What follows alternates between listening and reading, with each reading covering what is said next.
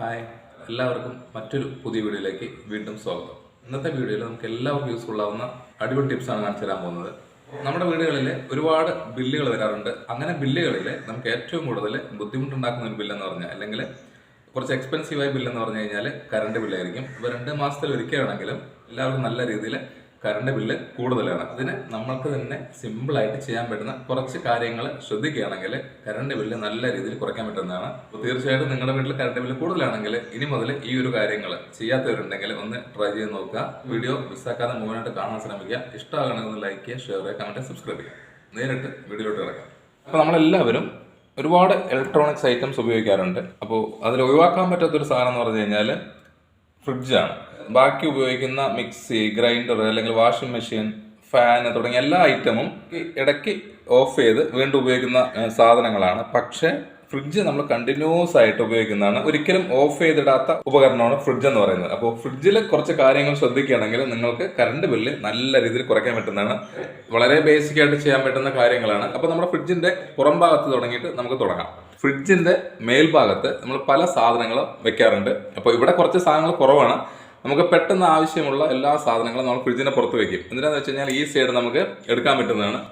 അപ്പോൾ ഇതുപോലുള്ള സാഹചര്യങ്ങൾ നിങ്ങൾ മാക്സിമം ഒഴിവാക്കുക. ഫ്രിഡ്ജിന്റെ മേൽഭാഗത്ത് നിങ്ങൾ ഒരു സാധനങ്ങളും വെക്കരുത്. ഫ്രിഡ്ജിന്റെ മേൽഭാഗം ഈ ഒരു രീതിയിൽ വേണം നമ്മൾ വെക്കേണ്ടത്. ഇതുപോലുള്ള സാധനങ്ങൾ നമ്മൾ മേൽഭാഗത്ത് വെക്കുകയാണെങ്കിൽ ഫ്രീസർ തണുക്കുന്നതിന് ഒരുപാട് സമയം എടുക്കുന്നതാണ്.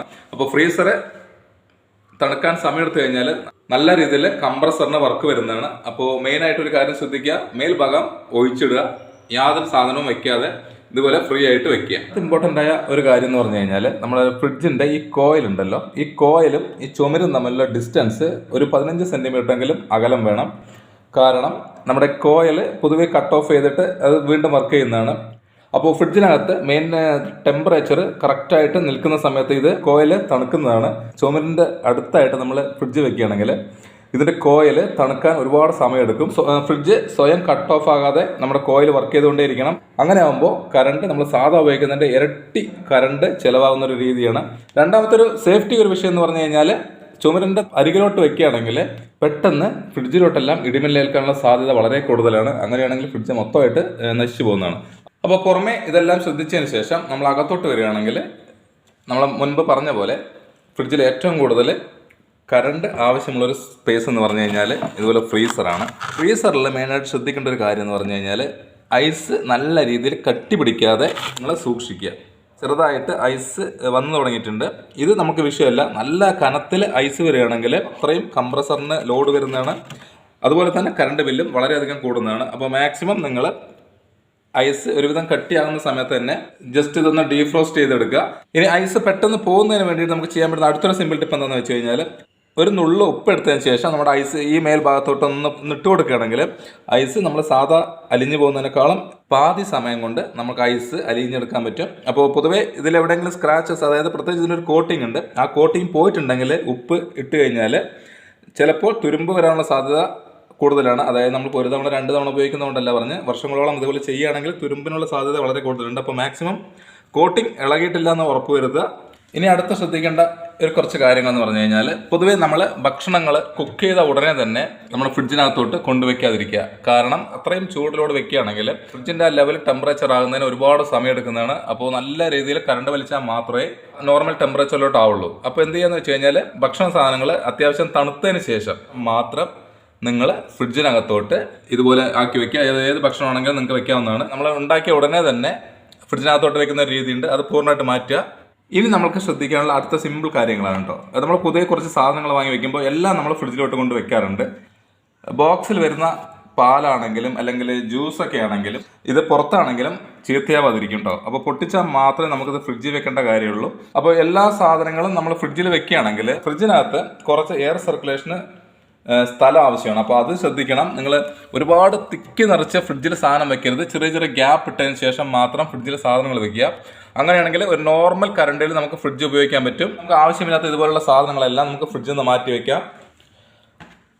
ഇനി നമുക്ക് ഫ്രിഡ്ജിൽ അടുത്ത് ശ്രദ്ധിക്കേണ്ട ഒരു കാര്യമാണ് കേട്ടോ. പ്രത്യേകിച്ചിട്ട് അല്പം പഴക്കം ചെന്ന ഫ്രിഡ്ജിലൊക്കെയാണ് ഈ ഒരു കാര്യം ശ്രദ്ധിക്കേണ്ടത്. കാരണം ഇതിന്റെ ഈ ബീഡിങ് ഉണ്ടല്ലോ, അതുപോലെ ക്ലോസ് ചെയ്യും വീണ്ടും ഓപ്പൺ ചെയ്യും. അപ്പോൾ കണ്ടിന്യൂസ് ആയിട്ട് ചെയ്യുന്നതുകൊണ്ട് അതിന്റെ ഒരു ബീഡിങ് എന്ന് പറഞ്ഞാൽ റബ്ബറാണ്. അപ്പോൾ ഈ ബീഡിങ്ങിന് തേയ്മാനം സംഭവിക്കാനുള്ള സാധ്യതയുണ്ട്. ആ റബ്ബർ ബീഡിങ്ങിന് എന്തെങ്കിലും കംപ്ലൈന്റ് ഉണ്ടെങ്കിൽ ഫ്രിഡ്ജ് ക്ലോസ് ചെയ്ത് കഴിഞ്ഞാലും ഫ്രിഡ്ജിനകത്ത് തണുപ്പ് പുറത്തോട്ട് വരാനുള്ള സാധ്യതയുണ്ട്.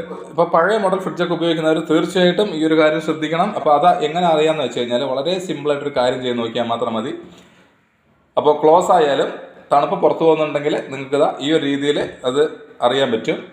അതിന് നമുക്കൊരു സിമ്പിൾ ഐഡിയ ഉണ്ട്. നമുക്ക് ഏതെങ്കിലും ഒരു നോട്ട് 10, 20, 100 ഏതായിക്കോട്ടെ, അപ്പോൾ ഫ്രിഡ്ജിന്റെ ഡോറിൽ ഇതുപോലെ ഒന്ന് വെച്ച് നോക്കുക, പതിയെ ഒന്ന് വലിച്ചു നോക്കുക. അപ്പോൾ ബീഡിങ്ങിന് തേയ്മാനം സംഭവിച്ചിട്ടുണ്ടെങ്കിൽ നമുക്കിതുപോലെ വലിച്ചു കഴിഞ്ഞാൽ വളരെ പെട്ടെന്ന് വരും. ഇപ്പോൾ ചെറുതായിട്ടൊരു ടൈറ്റ് ഉണ്ട്, എന്നിരുന്നാലും നമുക്കിതാ ഇതിലും സ്പീഡായിട്ട് നമുക്ക് പേപ്പറോ അല്ലെങ്കിൽ ഈ പൈസയോ പുറത്തെടുക്കാൻ പറ്റുകയാണെങ്കിൽ തീർച്ചയായിട്ടും ഫ്രിഡ്ജിന്റെ തണുപ്പ് പുറത്തോട്ട് പോകുന്നുണ്ട് എന്നുള്ളത് നമുക്ക് മനസ്സിലാക്കാൻ പറ്റും. അപ്പോൾ ഇതുപോലെ ചെയ്ത് നോക്കുകയാണെങ്കിൽ നിങ്ങൾക്ക് ഈസി ആയിട്ട് നിങ്ങൾക്ക് കാര്യം മനസ്സിലാക്കാൻ പറ്റും. അപ്പോൾ അങ്ങനെയാണെങ്കിൽ മെക്കാനിക്കിനെ വിളിച്ച് അത് കറക്റ്റ് ചെയ്യേണ്ടതാണ്, അല്ലെങ്കിൽ നമുക്ക് നല്ല രീതിയിൽ കറണ്ട് ബില്ല് കൂടുന്നതാണ്. ഇനി നമുക്ക് ചെയ്യാൻ പറ്റുന്ന അടുത്തൊരു സിമ്പിൾ ടിപ്പ് പറഞ്ഞുതരാം. ഫ്രിഡ്ജ് നമുക്ക് എപ്പോഴെങ്കിലും ഓഫ് ചെയ്തിടണം, അല്ലെങ്കിൽ ഇടയ്ക്കിടയ്ക്ക് കറണ്ട് പോകുന്ന സ്ഥലങ്ങളൊക്കെ ആണെങ്കിൽ ഫ്രിഡ്ജിൽ സാധനങ്ങൾ വെച്ച് കഴിഞ്ഞാൽ ചീത്തയാവാനുള്ള സാധ്യതയുണ്ട്. ഒരു 3-4 മണിക്കൂറൊക്കെ കറണ്ട് പോയി കഴിഞ്ഞാൽ ചില സാധനങ്ങളാണെങ്കിൽ പെട്ടെന്ന് കംപ്ലൈന്റ് ആവുന്നതാണ്. അപ്പോൾ അതൊന്ന് പരിഹരിക്കാൻ വേണ്ടിയിട്ട് നമുക്കൊരു സിമ്പിൾ ടിപ്പ് ചെയ്യാം. ഒരു ബോട്ടിലോ അല്ലെങ്കിൽ പാത്രത്തിലോ നല്ല രീതിയിൽ തണുത്ത വെള്ളം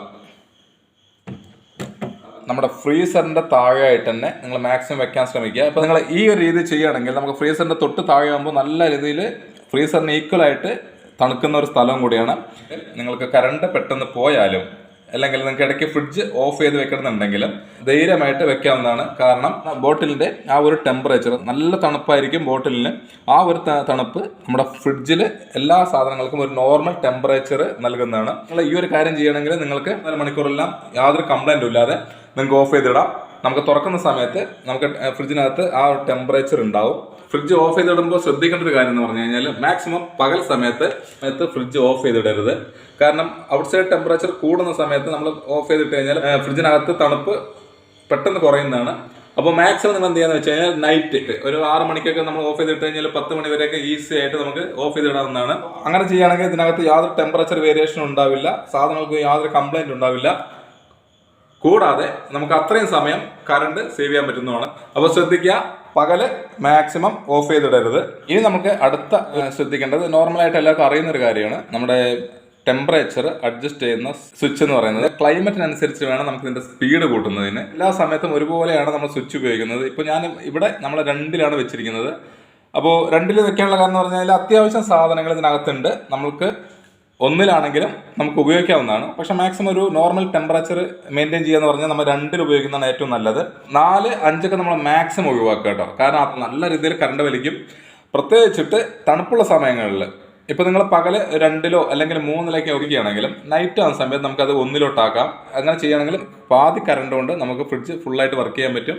അപ്പോൾ ഇതുപോലുള്ള കുറച്ച് കാര്യങ്ങൾ നമ്മൾ ശ്രദ്ധിക്കുകയാണെങ്കിൽ തീർച്ചയായിട്ടും നിങ്ങൾക്ക് നല്ല രീതിയിൽ കറണ്ട് ബില്ല് കുറയ്ക്കാൻ പറ്റുന്നതാണ്. അടുത്ത മാസത്തെ കറണ്ട് ബില്ല് നിങ്ങൾ ശ്രദ്ധിച്ച് കഴിഞ്ഞാൽ മനസ്സിലാവും, നല്ല രീതിയിൽ ചേഞ്ച് ഉണ്ടാവും. അപ്പോൾ തീർച്ചയായിട്ടും ഈ പറഞ്ഞ കുറച്ച് കാര്യങ്ങൾ നമ്മുടെ ഡെയിലി ലൈഫിൽ നിങ്ങൾ ഉപയോഗിക്കുക. ഇന്നത്തെ വീഡിയോ ഞാൻ ഇവിടെ വൈൻഡപ്പ് ചെയ്യാണ്. ഇഷ്ടമായെങ്കിൽ ഒന്ന് ലൈക്ക് ചെയ്യുക, ഷെയർ ചെയ്യുക, കമന്റ് ചെയ്യുക, സബ്സ്ക്രൈബ് ചെയ്യുക കേട്ടോ. അടുത്ത വെറൈറ്റി ടിപ്സുമായി കാണുന്നവരേക്കും വീണ്ടും ഗുഡ് ബൈ.